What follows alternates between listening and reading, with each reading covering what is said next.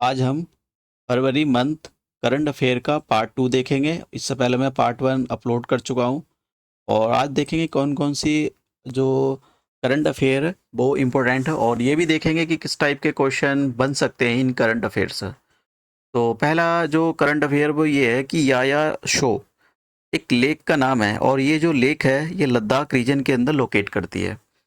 अब हुआ क्या है हुआ ये है कि लद्दाख के अंदर अभी किसी भी बायो मतलब कोई भी जो लेक थी उसको बायोडाइवर्सिटी हेरिटेज डिक्लेयर नहीं किया गया था, लेकिन अब वहाँ की जो पंचायत कमेटी है, वहाँ के जो लोग हैं, उन्होंने इस लेक को याया सो लेक को लद्दाख की फर्स्ट बायोडाइवर्सिटी हेरिटेज डिक्लेयर कर दिया गया। तो ये लद्दाख के अंदर ऐसी पहली साइट होगी।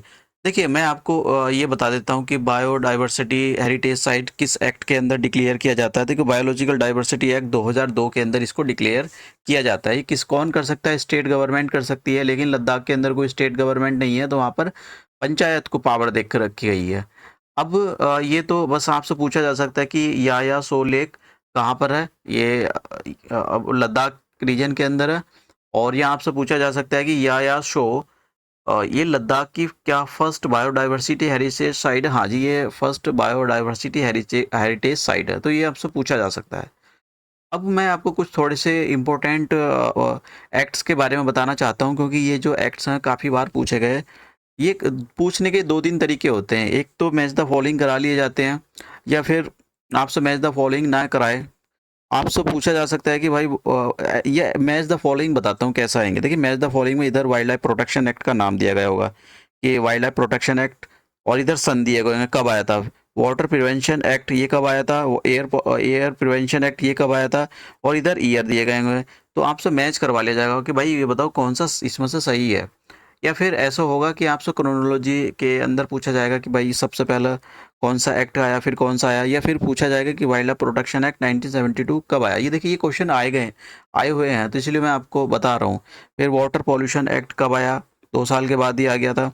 उसके बाद वह air prevention and control of the pollution act 1981 कब आया, कौन से साल के अंदर आया, ये पूछे जाए। ये देखिए, पूछे गए हैं ये क्वेश्चन, और एक बार नहीं काफ़ी बार पूछे गए हैं। Environment protection act 1986, energy conservation act 2001, ये आपको ना पता हो तो चल जाएगा, लेकिन बाकी एक्ट पता होने चाहिए। बायोडाइवर्सिटी एक्ट 2002 के अंदर आ गया था।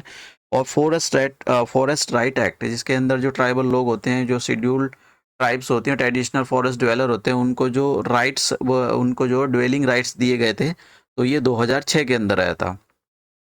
अब मैं आपको या इस लेक के बारे में बता देता हूँ। याया शो लेक कहाँ पर है? देखिए, ये जो लेक है लद्दाख रीजन में, और ये यहाँ पर है, ये इसकी लोकेशन है। और ये जो ग्रीन पैचेस देख रहे हो ना, ये यहाँ से इंदस रिवर निकल रही है। ये इंदस रिवर है, तो ठीक इंदस के ऊपर है, और ये जो है इंडिया चाइना का बॉर्डर है।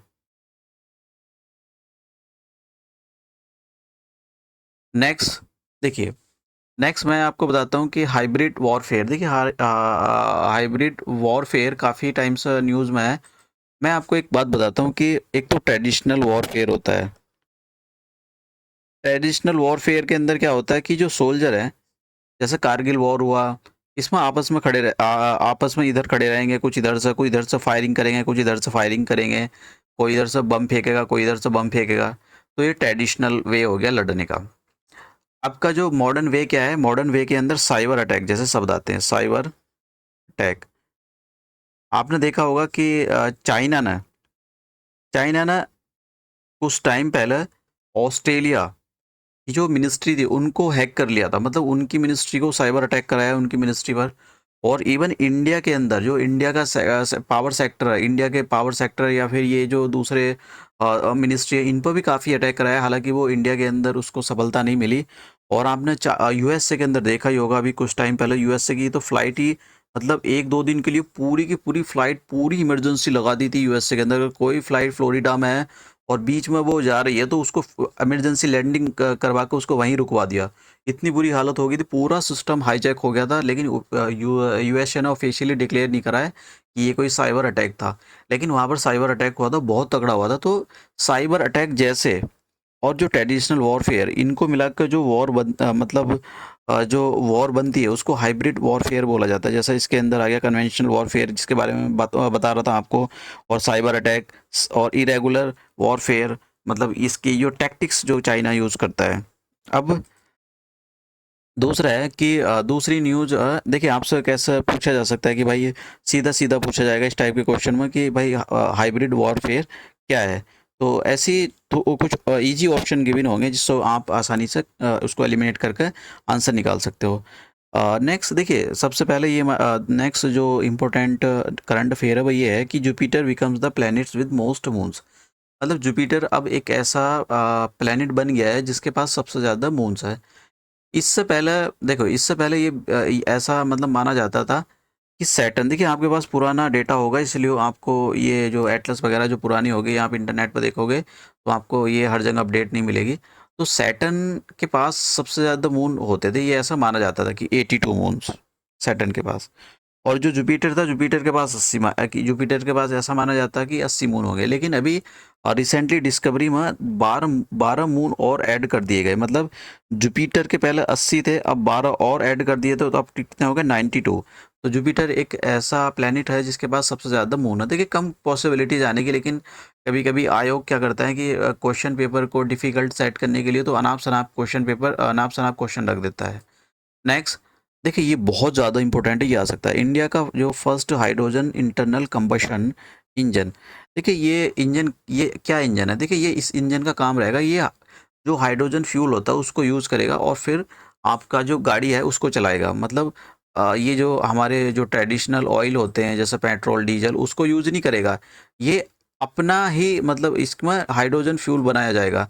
सॉरी, हाइड्रोजन फ्यूल नहीं बनाएगा, हाइड्रोजन फ्यूल को यूज़ करेगा। देखिए लेकिन हाइड्रोजन फ्यूल को यूज़ करके गाड़ी चलाना उसके लिए अलग इंजन बनाना पड़ता है। तो ये जो है ये इंडिया का इंडिजीनियसली डेवलप इंजन है और इसको रिलायंस कंपनी ने बनाया है। तो ये काफ़ी मतलब आपसे पूछा जा सकता है कि भाई ये क्या है।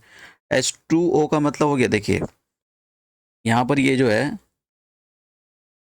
तो H2O का मतलब हाइड्रोजन हो गया, ठीक है। इंटीग्रेटेड कंबशन इंजन, ICE का मतलब इंटीग्रेटेड, I का मतलब इंटीग्रेटेड, C का मतलब कंबशन और E का मतलब इंजन। तो ये बहुत ज़्यादा इंपॉर्टेंट है, आपसे पूछा जा सकता है कि भाई किस कंपनी ने बनाया। तो रिलायंस कंपनी ने बनाया, इंडिजीनियसली डेवलप है ये। और देखिए मैं इसकी सबसे बड़ी बात क्या है कि ये कोई कार्बन डाइऑक्साइड एमिट नहीं करता है। देखिए ये मतलब पॉल्यूशन फ्री, मतलब इसके अंदर जो वेस्ट होता है वो केवल हाइड्रोजन वाटर ही बाहर निकलता है। कार्बन डाइऑक्साइड नहीं, पॉल्यूट कार्बन डाइऑक्साइड बाहर नहीं निकालेगा। एक तो याद रखनी कि ये कार्बन डाइऑक्साइड को एमिशन नहीं करता है, और हाँ ये नाइट्रोजन ऑक्साइड एमिट करेगा। अब देखो मैं आपको बता देता हूँ कि वैसे तो ये एग्जाम के लिए इंपॉर्टेंट नहीं है, जो मैं अभी बताने के लिए जा रहा हूँ पॉइंट। कहीं किसी किसी देश में नाइट्रोजन, मान लो कि अगर कोई फ्यूल है, कोई इंजन है, तो वो नाइट्रोजन ऑक्साइड बहुत ही कम मतलब बहुत ही माइन्यूट से प्रोड्यूस कर रहा है। तो किसी देश में उस माइन्यूट माइन्यूट का नाइट्रोजन ऑक्साइड को बोलेंगे कि भाई वो पॉल्यूटेंट है, और कहीं कहीं बोलते हैं कि चलो छोड़ो यार, ये तो थोड़ा सा ही तो पॉल्यूशन है, इसको क्या पॉल्यूटेंट की कैटेगरी में रखना है। तो जैसे इंडिया है, इंडिया तो नाइट्रोजन ऑक्साइड को छोटा सा, अगर वो थोड़ा सा भी एमिट कर रहा है कोई व्हीकल, तो उसको पॉल्यूटेंट की कैटेगरी में रखता है। लेकिन कुछ देश नहीं रखते, कहते हैं कि छोड़ो यार, ये तो छोटी सी बात है, छोड़ो। तो ये बात याद रखना है कि ये जो इंजन है एक तो कार्बन डाइऑक्साइड को एमिट नहीं करेगा, नाइट्रोजन ऑक्साइड को एमिट करेगा। और ये जो है देखिए, ये कोई सल्फर ऑक्साइड को एमिट नहीं करेगा, कार्बन मोनोऑक्साइड को एमिट नहीं करेगा, पार्टिकुलेट मैटर को नहीं एमिट करेगा, हाइड्रोजन कार्बन, देखिए बस ये एक नाइट्रोजन ऑक्साइड को एमिट करेगा, और ये वाटर H2O ये बाहर निकालेगा बेस्ड की फॉर्म में। तो ये बहुत इंपॉर्टेंट है आपको यहाँ से कमीशन फंसाने के लिए। आपसे यहाँ क्वेश्चन पूछेगा, उल्टे सीधे ऑप्शन रखेगा यहाँ पर, अगर उसको क्वेश्चन पेपर डिफिकल्ट बनाना है तो ऐसे क्वेश्चन जरूर रखेगा। नेक्स्ट, इंडिया का जो देखिए, इंडिया इसमें याद ये रखना है कि जैसे आपने देखा होगा कि जब भी जो कोई फ्लाइट, मान लो कोई ये रूट है और ये डेस्टिनेशन ए है, ये डेस्टिनेशन बी है। मान लो डेस्टिनेशन ए से डेस्टिनेशन बी पर कोई फ्लाइट जाएगी, ये तो यहाँ पर जो मैनेजमेंट सिस्टम होगा और यहाँ पर जो मैनेजमेंट सिस्टम होगा, ये दूसरे से कम्युनिकेशन करते हैं कि फला जगह ये वाली फ़्लाइट आ गई है, क्यों, अब फला रास्ते से आ रही है। अब देखिए कहीं इसलिए नहीं होंगे कि पता लगा कि सेम रूट से इधर से बी डेस्टिनेशन से ए डेस्टिनेशन पर कोई फ़्लाइट भेज रहे हैं, तो फिर वो बीच में कोलाइड हो जाएगा। तो इसलिए ये क्या है, मैनेजमेंट कर रखा है पूरा कि भाई जिस रूट से कोई फ्लाइट जा रही है उस रूट से कोई दूसरी फ्लाइट नहीं आनी चाहिए, अदरवाइज बीच में ही हवा में ही ये कोलिजन हो जाएगा। तो ऐसी एक इंडिया का स्टार्टअप है, इसने क्या किया कि जो ये एयर मतलब जो ड्रोन है, मान लो ड्रोन इस डायरेक्ट मतलब जैसे कि फ्लाइट वाला सिस्टम मैंने बताया कि जिस रूट से ड्रोन जा रहा होगा उस रूट से दूसरा कोई ड्रोन नहीं जाएगा, क्योंकि ये अलर्ट है एक टाइप का कि भैया अभी मत भेजो जब तक वो पूरा जा ना जाए। तो ये जो एक मैनेजमेंट, डिलीवरी मैनेजमेंट का जो सिस्टम होगा, क्योंकि आपको पता है कि अब जब ड्रोन से डिलीवरी करना शुरू कर दिया है, जैसे फ्लिपकार्ट ये सब ये ड्रोन डिलीवरी यूज़ करने वाले हैं। ब्लड भी अभी मैंने पिछले बताया था करंट अफेयर में कि ब्लड की जो नोएडा से है 10 यूनिट, नोएडा से और दिल्ली के अंदर 10 यूनिट ब्लड की जो बैग है उनको ट्रांसपोर्ट किया गया था ड्रोन के थ्रू। तो ड्रोन तो कहीं ऐसा ना हो कि बीच में कोई ड्रोन टकरा जाए, तो ये डिलीवरी मैनेजमेंट के लिए जो स्काई एयर है, ये एक स्टार्टअप है, इसने एक जो ट्रैफिक मैनेजमेंट के लिए, ड्रोन एयर ट्रैफिक मैनेजमेंट के लिए एक ऐप बनाई है, मतलब एक मैनेजमेंट सिस्टम बनाया। तो ये याद रखना, काफ़ी इंपॉर्टेंट है ये। नेक्स्ट देखिए, नेशनल वुमेन डे कब बनाया जाता है, क्यों बनाया जाता है, ये याद रखें। देखिए हर जो नेशनल वीमेन डे होता है, वो नेशनल वीमेन डे की बात कर रहा हूँ, तो ये हर 13 फरवरी को बनाया जाता है। और क्यों बनाया जाता है, ये जो सरोजनी नायडू थी, ये उनके जो बर्थ एनिवर्सरी थी उसको याद करने के लिए, उनको सम्मान देने के लिए बनाया जाता है। आपको पता होगा कि सरोजनी नायडू को नाइटिंगेल ऑफ द इंडिया भी बोला जाता था, अब सॉरी बोला जाता है, जाता था नहीं। अब इंटरनेशनल वुमेन डे कब बनाया जाता है, ये 8 मार्च को बनाया जाता है। ये काफ़ी इंपॉर्टेंट है, मैंने करंट अफेयर में। देखिए ये सब क्यों बनाए जाते हैं, इंटरनेशनल वुमेन डे क्यों बनाए जा रहे हैं। देखिए जिससे जो सस्टेनेबल डेवलपमेंट का गोल नंबर 5 है, उसके अंदर जेंडर इनइक्वलिटी को कम कर सके। भाई आपने देखा होगा कि एम्प्लॉयमेंट में भी औरतें कम पीछे रहती हैं, और उनको जो मैन होते हैं उनको ज़्यादा सैलरी मिलती है, उन्हीं को ज़्यादा काम देते हैं। तो ये इनको तो केवल घरों में किचन में औरतों से तो और कपड़े धुलवाते हैं बस। तो ये क्या है, जेंडर इनइक्वलिटी है। नेक्स्ट इम्पोर्टेंट, देखिए सऊदी, ये काफ़ी इंपॉर्टेंट है। सऊदी अरेबिया की एक फर्स्ट वुमेन जो कि स्पेस में जाएगी, उसका नाम है रयाना बरनाबी। तो ये जो सऊदी अरेबिया की पहली फर्स्ट लेडी हो गई है। तो ये इस टाइप से पूछा जा सकता है, वैसे कम ही चांस है लेकिन फिर भी पूछा जा सकता है। ये काफ़ी इंपॉर्टेंट है। देखिए सिंकुला टनल, पहले तो ये पूछा जाएगा कि भाई ये कहाँ पर लोकेट करती है, तो मैं मैप्स के थ्रू बताने की कोशिश करता हूँ। देखिए ये सिंकुला टनल जो है कहीं यहाँ पर ऐसे कनेक्ट करेगी लद्दाख को, ये तो ये पूरा जो रीजन है ये लद्दाख रीजन है। ये एक तो ये यूनियन टेरिटरी में कन्वर्ट हो गया, ये लद्दाख रीजन आ गया। और यहाँ पर है हिमाचल प्रदेश, तो हिमाचल प्रदेश का ये वाला जो रीजन है ये लाहौल एंड स्पीति डिस्ट्रिक्ट है। तो ये ऐसे कनेक्ट करेगी इसे लद्दाख रीजन को और लाहौल स्पीति डिस्ट्रिक्ट को। यहीं पर है मनाली, यहाँ पर मनाली डिस्ट्रिक्ट आ रहा है।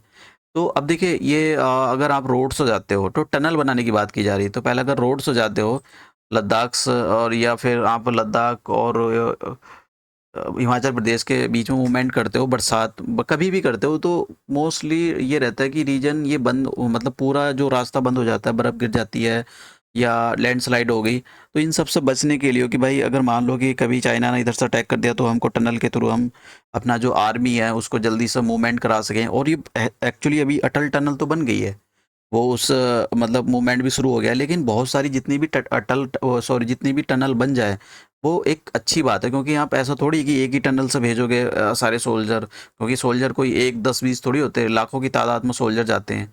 तो अभी मैं आपको यहाँ पर ये बता देता हूँ कि जो बॉर्डर एंड रोड ऑर्गेनाइजेशन है, इसने एक प्रोजेक्ट बनाया है, मतलब एक वो बना रखा है प्रोजेक्ट कि हम भाई जो है लेह लद्दाख रीजन को जो है बहुत सारी टनल्स बनाएंगे। तो इसका नाम है योजक योजक प्रोजेक्ट। योजक प्रोजेक्ट के अंदर जो है लेह लद्दाख को कनेक्ट करने वाली जितने भी रास्ते हैं उनको टनल से मतलब अच्छी कनेक्टिविटी बनाई जाएगी। तो उसी के अंडर सिंकुला टनल, मतलब सिंकुला का मतलब हो गया, सिंकुला एक पास है, उसके अंदर एक टनल बनाई जाएगी। तो ये आपसे क्वेश्चन पूछा जा सकता है कि भाई कहाँ पर ये जो टनल बन रही है। नेक्स्ट इम्पोर्टेंट जो है, देखिए इंडिया का जो फर्स्ट वेस्ट टू हाइड्रोजन जो प्लांट है वो पुणे के अंदर लगा है। इसका मतलब क्या है, देखिए जो भी आप मतलब इंडिया के अंदर सबसे मतलब जो आप मान लो म्यूनसिपल वेस्ट हो गया, लोग घरों में कचरा करते हैं, फिर उसको डस्टबिन में फेंक कर फिर उसको कूड़े में फेंक दिया जाता है, तो वो सब कूड़ा जो है उसमें एनर्जी होती है। तो आप एक प्लांट लगाओगे, उस प्लांट से क्या करोगे आप, उस से जो हाइड्रोजन गैस होती है, हाइड्रोजन गैस से फ्यूल बनाओगे, ठीक है? तो ये हाइड्रोजन फ्यूल हो गया, हाइड्रोजन फ्यूल। तो ये इंडिया के अंदर पहला प्लांट है कि आप जो वेस्ट है, ठीक है, जो वेस्ट होता है उस वेस्ट आप हाइड्रोजन गैस बना रहे हो, और वो जो गैस होगी वो एज ए फ्यूल की तरह ट्रीट होगी। तो ये पहला प्लांट है इंडिया के अंदर। ये कहाँ पर लगाया जा रहा है? ये लगाया जा रहा है पुणे के अंदर, पुणे सिटी के अंदर इसको लगाया जा रहा है, महाराष्ट्र के अंदर। तो ऐसा भी पूछा जा सकता है कि भाई कौन सा स्टेट है जिसके अंदर first waste to hydrogen plant लगाया जा रहा है, सिटी भी पूछा जा सकता है। तो ये काफ़ी इंपॉर्टेंट क्वेश्चन बन जाते हैं, इस टाइप के क्वेश्चन मतलब पूछ लिए जाते हैं एग्जाम से, कमीशन में कमीशन पूछ लेता है ऐसे क्वेश्चन, क्योंकि ये जो होते हैं ये फैक्चुअल क्वेश्चन होते हैं। तो आज का लेक्चर यहीं समाप्त करते हैं। ये आज की हमारी इंपॉर्टेंट करंट अफेयर थे। अब नेक्स्ट लेक्चर के अंदर हम मिलते हैं। Thank you.